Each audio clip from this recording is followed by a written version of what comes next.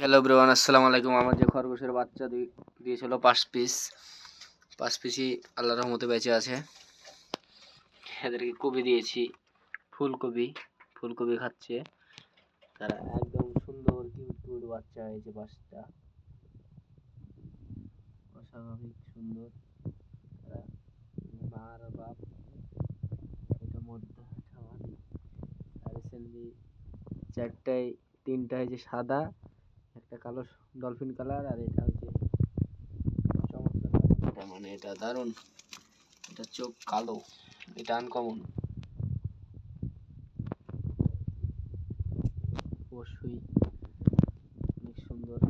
যাদের পছন্দ অবশ্যই কমেন্ট করবেন, জানাবেন। খরগোশ যারা পছন্দ করেন,